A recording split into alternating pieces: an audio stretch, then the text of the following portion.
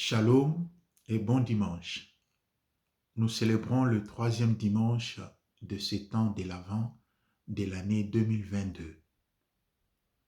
La parole de Dieu, comme toujours, nous présente plusieurs thèmes.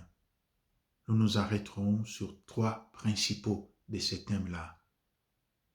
La joie, la patience et la vraie vision.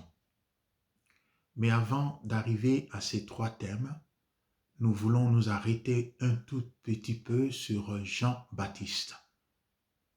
Jean-Baptiste, le dimanche passé, proclamait la conversion, le changement de vie. Mais cette conversion devait se faire accompagner par des fruits dignes de cette conversion. C'était le message fort de Jean le Baptiste le dimanche passé. Aujourd'hui, nous retrouvons le même Jean-Baptiste, mais dans des circonstances diverses. Il est en prison. Il a peur pour sa vie. Il doute pour sa vie. Et il envoie des messagers pour demander au Seigneur, pour clarifier son identité. Il doute un peu de Jésus-Christ. C'est toi que nous devons attendre, ou bien il y a un autre. Ces doutes de Jean-Baptiste nous surprend un tout petit peu parce que nous savons que Jean-Baptiste a eu avec Jésus des contacts physiques, des contacts mystiques. Et il a reconnu Jésus comme sauveur déjà lorsque tous les deux ils étaient dans le sein de leur mère. Et puis et le jour du baptême de Jésus, les cieux se sont ouverts et Dieu le Père a parlé. Jean-Baptiste est témoin de ces événements mystiques. Mais il est témoin aussi des événements physiques. C'est lui qui indique à ses disciples Jésus. Voilà l'agneau de Dieu qui enlève le péché du monde, celui dont je vous ai parlé. C'est lui qui annonce la présence de Jésus dans le peuple. C'est lui, finalement, qui dit à Jésus, le jour de son baptême, c'est moi qui dois venir vers toi. Ça signifie que Jean-Baptiste connaissait bien son cousin. Mais devant la difficulté, devant la situation de la prison, il entre dans un doute. Heureusement qu'il y a le témoignage même de Jésus-Christ qui confirme que Jean-Baptiste est plus qu'un prophète. C'est Jésus lui-même qui le dit. Jean-Baptiste est plus qu'un prophète. Voilà. Et ces doutes de Jean-Baptiste nous donnent aussi de penser que devant la difficulté, on a difficile à reconnaître la présence de Dieu. Mais c'est justement cette présence que le message d'aujourd'hui voudrait nous faire reconnaître. Lorsque nous prenons par exemple le texte d'Isaïe, qui écrit à Israël alors qu'Israël est en exil, alors qu'Israël est sous la domination étrangère, alors qu'Israël est en guerre. Mais Isaïe arrive avec un message pour dire « Courage, n'ayez pas peur. Le Seigneur est avec vous. Lui-même va prendre votre vengeance. Lui-même va lutter pour vous. » Et c'est presque la même situation aujourd'hui, dans notre temps. Nous sommes entourés des événements qui nous donnent un tableau tout à fait noir. La pandémie n'est pas encore finie. Elle est venue rapidement, mais elle est rentrée à pied. Elle est venue à cheval, mais elle rentre à pied. On a encore des séquelles de cette fameuse pandémie.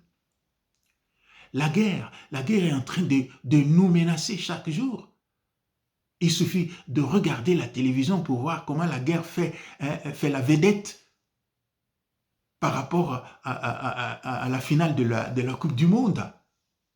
Donc on parle de la Coupe du Monde, on parle de la guerre, on parle de la Coupe du Monde, on parle de la guerre comme si c'était des événements de l'actualité. Mais la guerre nous fait peur. Lorsque le football, c'est un moment de joie et de jouissance, mais la guerre nous fait peur.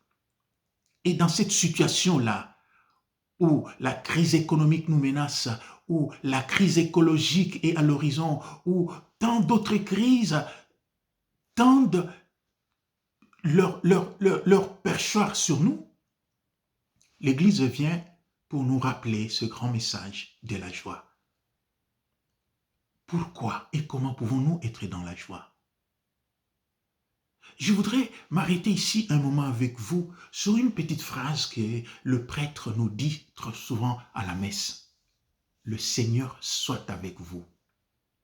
C'est ça. Le Seigneur soit avec vous. Et nous répondons, et avec votre esprit.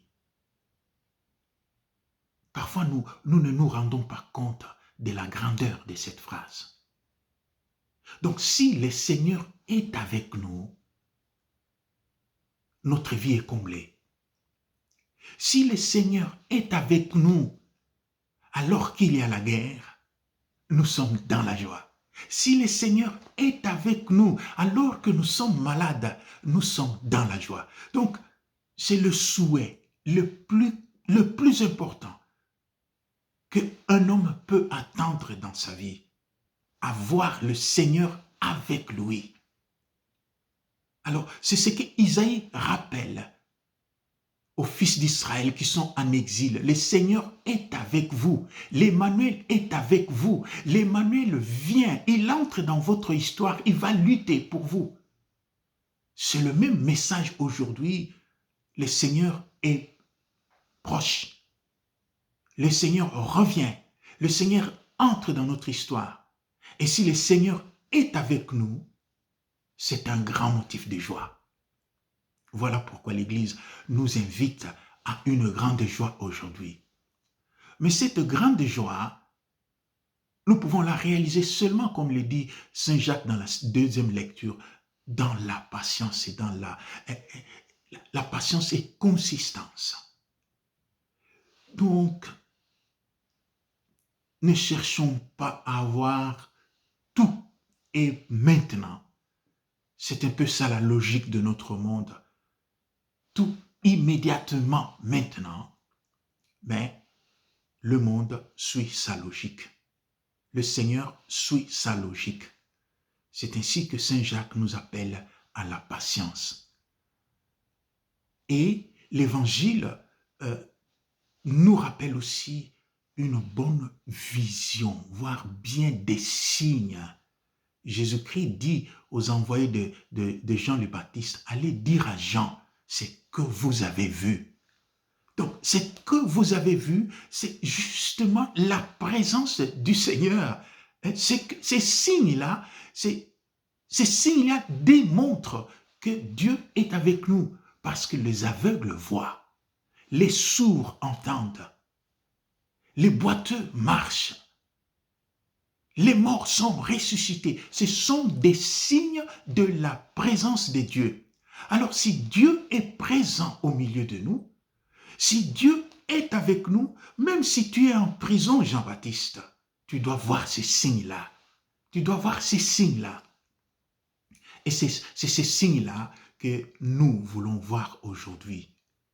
Les manifestations de la présence de Dieu dans notre vie. Dieu avec nous est la plus grande joie que nous pouvons avoir dans notre vie. Le Seigneur soit avec vous et bon dimanche.